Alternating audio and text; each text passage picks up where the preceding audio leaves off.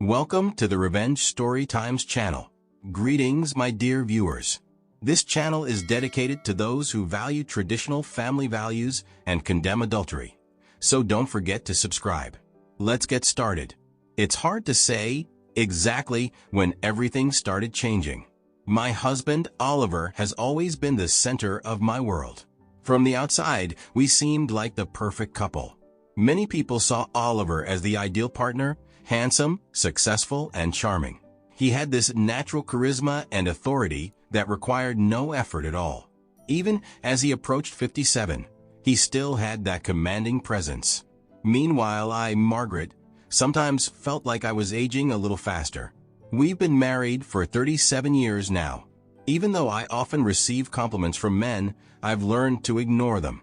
The most annoying ones come from overconfident types who think too highly of themselves. At 53, I've become comfortable in my own skin. My brown eyes, hair the same shade, and a figure that still holds up have become my pride. I stay active, practice yoga, and try to maintain my shape, but I don't obsess over it. I enjoy good food and a glass of wine, which have added a few extra pounds, but I've accepted that as a natural part of life. At this stage, I run a retail store and have a deep love for books, puzzles, and all kinds of games. Our children, Robert and Mary, are adults now but live nearby, so we often gather for family evenings. Our intimate life hasn't lost its spark either. The only issue, if you can call it that, is that I've never achieved complete satisfaction in bed, but it seems to bother Oliver more than it bothers me.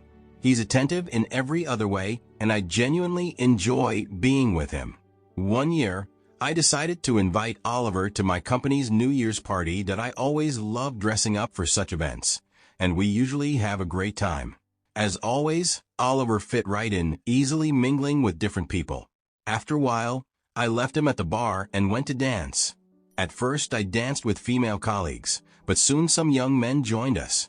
Among them was Harry, our new supply manager.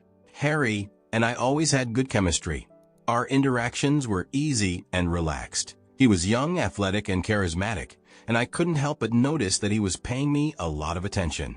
After a while, I went to check on Oliver and found him at the bar looking rather unenthusiastic. He seemed a bit down, as if he was ready to go home. "Sorry, darling," I said. "I got caught up in conversation and lost track of time with everyone, or just him?" Oliver replied, nodding toward Harry. "That's just Harry. A colleague," I explained. "We were just having a bit of fun dancing." "I saw the way you looked at him," Oliver said calmly. "You like him?" It didn't sound like a question, more like a statement. I was caught off guard. "What? No." "Well, maybe I hadn't thought about it before, but now that you mention it, I guess yes, a little. I did enjoy the attention, and it was nice to be noticed that way. But I don't understand. Sure, Harry's attractive, but I'm not interested in anything beyond a friendly, professional relationship." Surprisingly, Oliver didn't react with anger. He seemed to accept my words. We stayed at the party, and I made an effort to spend more time with him. When we got home, my attraction to Oliver was at its peak, and we had an incredible night together. The next morning, he asked, "Was it Harry who turned you on?" I thought for a moment and then decided to be honest. "Maybe a little, but mostly it was you." Seeing that Oliver wasn't upset, I felt confident enough to continue that it's nice to get attention from a young man, but nothing compares to what we have. All that energy, it's for you. That conversation opened the door to more candid discussions about our intimate life. We started sharing our fantasies, and our connection became more vibrant and frequent. I began experimenting with new lingerie, knowing how much Oliver loved stockings and heels. When we went out for dinner or drinks, I'd flirt with him, and I discovered a new side of my sexuality.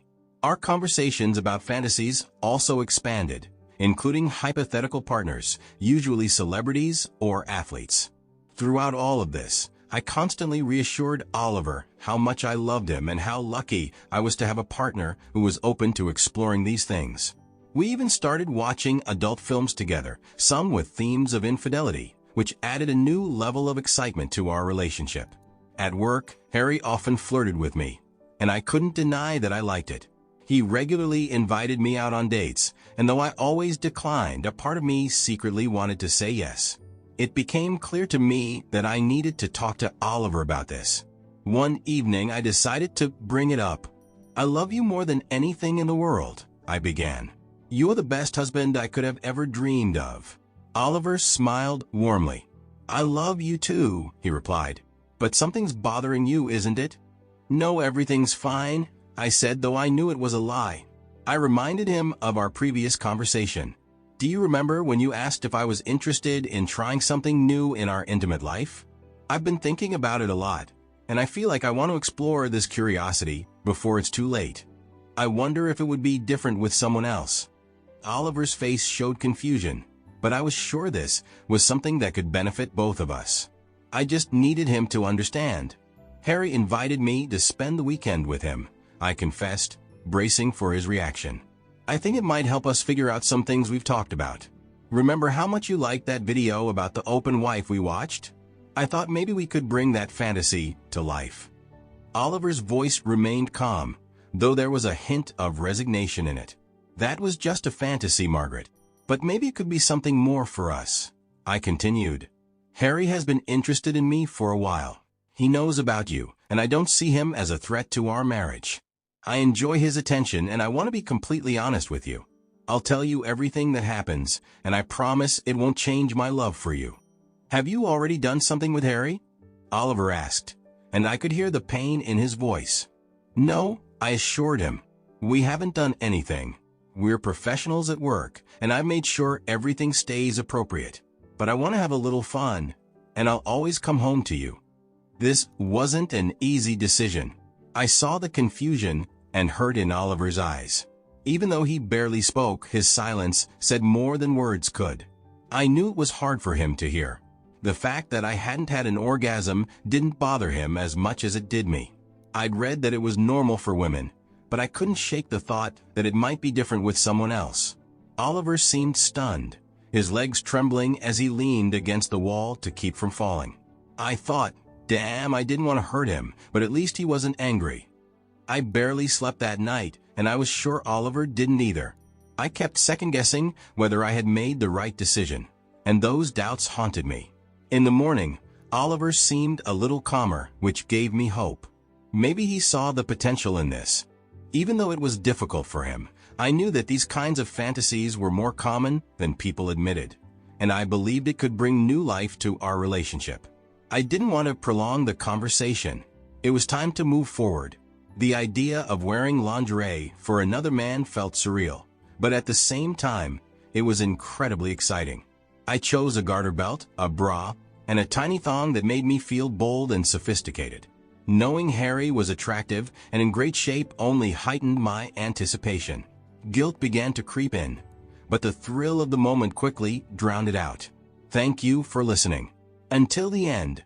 See you in the next episode of Revenge Storytimes. Take care of yourself and your loved ones. Goodbye.